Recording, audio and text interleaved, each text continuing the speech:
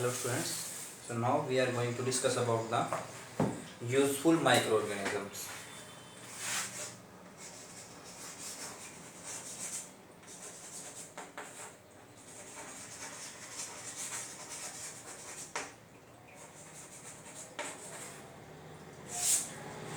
Useful microorganisms. Okay. So जिस student ने जो प्रीवियस लेक्चर है वो नहीं देखा है तो प्लीज़ पहले उसको देखिए, फिर आपको ये अच्छे से समझ में आएगा। ठीक है। तो जैसे कि हमने माइक्रो ऑर्गेनिजम्स की 5 कैटेगरीज के बारे में पढ़ लिया था। दैट इज़ क्या थी वो? Bacteria, fungi, algae, protozoa, then viruses. ठीक है।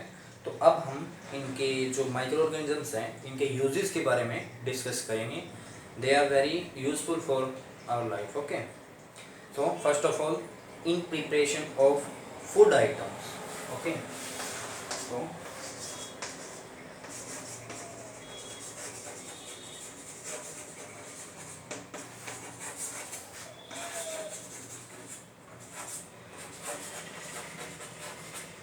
फर्स्ट हमारी हेडिंग ये रहेगी in preparation of food items. कैसे? सबसे पहले मिल्क को लेते हैं। जो मिल्क कर्ड में कन्वर्ट होता है तो उसके अंदर जो लैक्टोबैसिलस नाम का बैक्टीरिया होता है वो मिल्क को कन्वर्ट कर देता है किसमें? कर्ड में। और मिल्क में लैक्टोज नाम की शुगर होती है। ठीक है। सो इस बात को आप ध्यान में रखिएगा कि जो लैक्टोबैसिलस है, तो मैं लिख देता हूँ यहाँ पे लैक्टोबैसिलस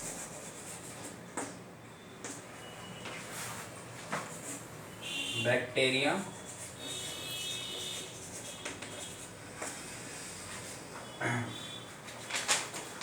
कन्वर्ट्स का किसको किस में कन्वर्ट कर देता है?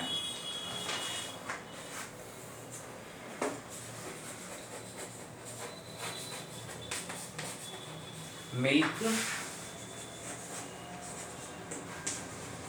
Into curd. और मिल्क के अंदर क्या होता है? कौन सी शुगर प्रेजेंट होती है? मिल्क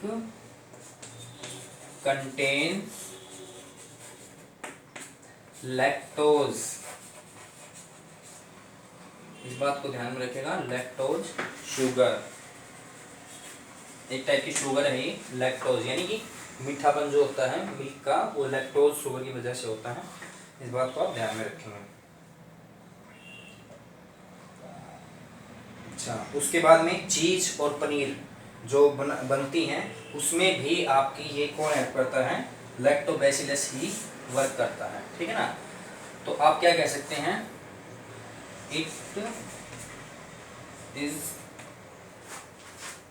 इट हेल्प्स या it helps in preparation of cheese and paneer. ये बात एक ही वैसे तो आपको पता ही है ऑल्सो। ठीक है। तो ये आपकी हो गई। इसके बाद में ईस्ट और फंगस जो होती हैं, ईस्ट और फंगस ये भी हमने पढ़ा है प्रीवियस लेक्चर में। दे आर फंजाई का एक पार्ट है।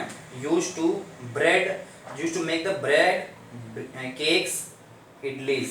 ठीक है। सो आप क्या कह सकते हैं? सिंपल सा आप ईस्ट को ध्यान में रख लीजिए। Helps in making of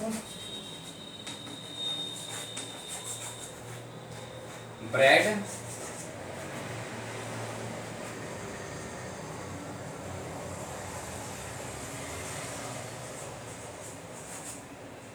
cake,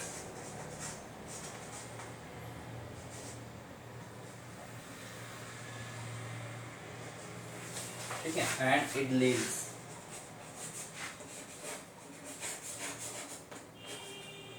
ठीक है। इनमें इनकी फॉर्मेशन में कौन हेल्प करता है? ईस्ट। ईस्ट क्या है? एक फंगस है। ठीक है। इसके बाद में हम यूज देखते हैं कमर्शियल यूज। ये क्या था? प्रिपरेशन ऑफ फूड आइटम्स अब कमर्शियल यूज भी होता है इसका। कमर्शियल यूज कैसे? कमर्शियल मतलब व्यापार में कहाँ यूज होता है इसका, इनका माइक्रो ऑर्गेनिजम्स का।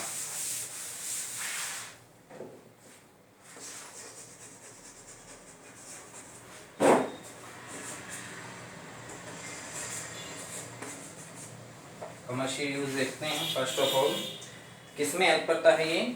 लार्ज प्रोडक्शन के लिए नहीं है ना, किस चीज़ के में हमें जैसे फैक्ट्री के अंदर कुछ लार्ज प्रोडक्शन करनी है तो उसमें ज़्यादा हेल्प करता है, जैसे वाइन और बियर वगैरह बनाने में ये हेल्प करते हैं। ये क्या करते हैं? और ईस्ट में ईस्ट ही हेल्प करता है। ईस्ट हेल्प्स इन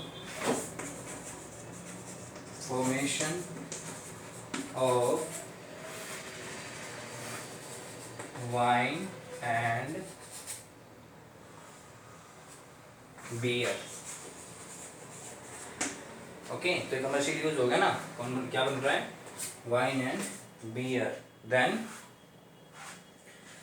ये कैसे काम करता है? ये जो ईस्ट है, जो आपके शुगर प्रेजेंट वाले जो मटेरियल हैं, जैसे बार्ले है, वीट है, राइस है, कस्ट फ्रूट जूस है, उनके अंदर थोड़ी थोड़ी शुगर होती है, तो उसके साथ ये रिएक्शन कर लेता है और वाइन्स और जो अल्कोहल वगैरह इसको बनाता है। ठीक है, और इस प्रोसेस को क्या बोलते हैं? फर्मेंटेशन। क्या बोलते हैं? तो आप क्या कह सकते हैं? The process of breaking, the process of breaking down. किसकी ब्रेकिंग डाउन हो रही है? Of sugar.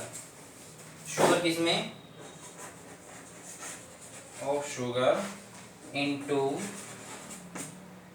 एन एसिड, यानी कि एसिड बन जाएगा। और आप उसको अल्कोहल भी बोल सकते हैं क्योंकि अल्कोहल के अंदर एसिड होता है। ठीक है, by action of microbes.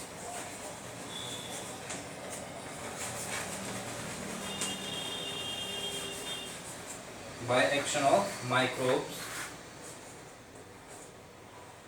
is called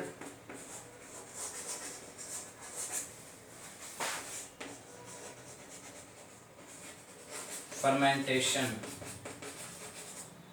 ठीक है, क्या हो जाएगा? is called fermentation।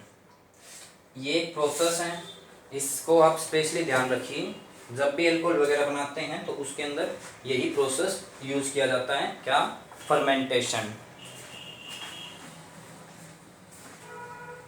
देन जो बैक्टीरियाज हैं वो जो हमारे फ्रूट्स होते हैं उनको उनके जो राइपन यानी उनको पकाने में भी हेल्प करते हैं। ठीक है, जैसे जो किसमें हेल्प करते हैं? Ripening of the T leaf. ठीक है ना, कौन हेल्प करता है? ये किसकी बात चल रही है? बैक्टीरियाज की। ठीक है, वैसे आप पूरा लिख लीजिए। सम बैक्टीरिया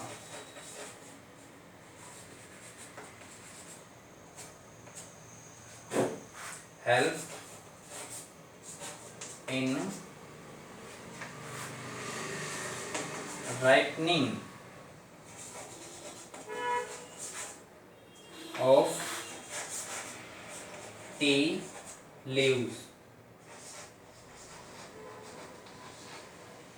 यानी कि जो चाय के पत्ते होते हैं, चाय के पत्ते उनको भी पकने में ये जो है हेल्प करते हैं बैक्टीरिया, जिससे उसकी स्पेशल जो है फ्लेवर आता है। किसका? टी का, टी के लीव्स का, जब उनको उबालते हैं। और ईस्ट के अंदर एक इम्पोर्टेंट विटामिन होता है, विटामिन बी। ठीक है, तो आप ये बात भी नोट कर सकते हैं।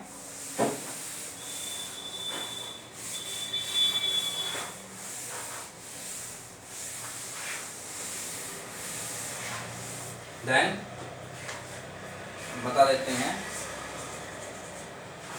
East have vitamin, sorry vitamin नहीं, इसको या तो विटामिन बोल लेंगे या विटामिन बोल लेंगे। ठीक है, बी कॉम्प्लेक्स, ठीक है, जो विटामिन बी कॉम्प्लेक्स है विटामिन, तो उसको जो है उसका ये सोर्स है, ठीक है, सॉरी है। देन ये हेल्प करता है, जैसे जो फर्मेंटेशन प्रॉपर्टी है वो कुछ फंजाई वगैरह हैं, फंगस वगैरह, वो यूज़फुल होती हैं किसमें, एसिड फॉर्मेशन में, यानी कि एसिड बनाने में भी हेल्प करते हैं। जैसे कौन कौन से एसिड, सिट्रिक एसिड हुआ, ऑक्जेलिक एसिड हुआ, ठीक है। सो हम लिख सकते हैं the fermentation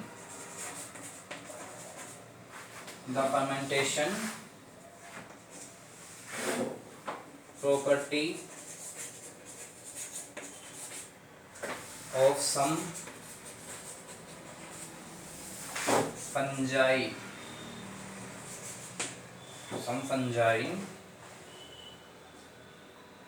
is used for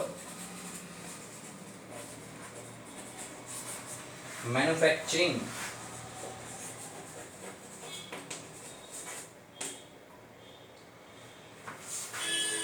और किसकी, सिट्रिक एसिड हमने ले लिया, एग्जाम्पल है ये, सिर्फ और भी बनाते हैं ये, ऑक्जेलिक एसिड,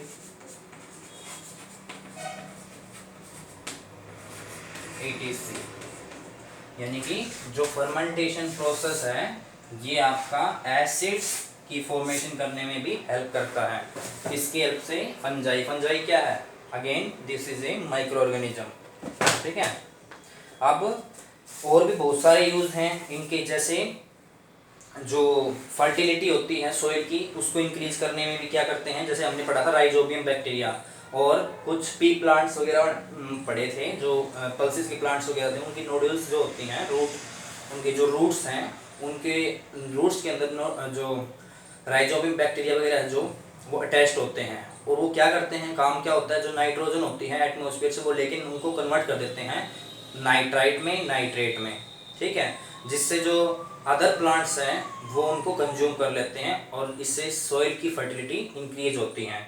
अगेन जो बैक्टीरिया वगैरह हैं ये हमारे एनवायरनमेंट को साफ रखने में भी हेल्प करते हैं, जैसे कि कोई एनिमल्स या प्लांट जो है डेड हो गया, मर गया, तो उसको वो डिकम्पोज कर देंगे, छोटे छोटे टुकड़ों में बांट देंगे और फिर अगेन वो सॉइल में मिक्स हो जाएंगे, जो मटेरियल जो न्यूट्रिएंट्स वगैरह आएंगे वो सारे सॉइल में मिक्स हो जाएंगे। तो इससे क्या होगी, हमारा एनवायरनमेंट जो है वो क्लीन रहेगा, वहाँ पे स्मेल वगैरह नहीं होगी। आपने देखा हो कोई भी बड़ा ऑर्गेनिज्म जो है आसपास में मर जाता है या फिर कुछ और हो जाता है तो उसको छोटे छोटे बैक्टीरिया वगैरह हैं जो डिकम्पोज कर देते हैं उनको, फिर अगेन जो सीवेज होती हैं, डिस्पोजल होते हैं, उसमें भी उनको भी ख़त्म करने के लिए जो बैक्टीरिया वगैरह काम आते हैं। और आपने देखा हो जो सीवेज वगैरह है जो बायोगैस बन जाती हैं तो वो भी इन्हीं की हेल्प से बनती हैं, ठीक है।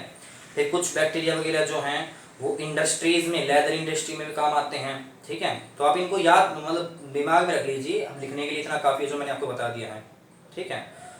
जो बैक्टीरिया वगैरह हैं, जो मान लो लेदर है, तो लेदर है तो किसी एनिमल की स्किन होगी और स्किन के ऊपर छोटे छोटे बाल होंगे, उन बाल को हटाने के लिए, जो हेयर्स हैं उनको रिमूव करने के लिए there is a use of the bacterias. Again जो जूट की इंडस्ट्रीज हैं, जूट की स्टेम होती हैं, उनके अंदर से फाइबर्स निकालने के लिए, जो जूट फाइबर है उनको निकालने के लिए बैक्टीरिया वगैरह का यूज़ किया जाता है। इस प्रोसेस को रेटिंग बोलते हैं।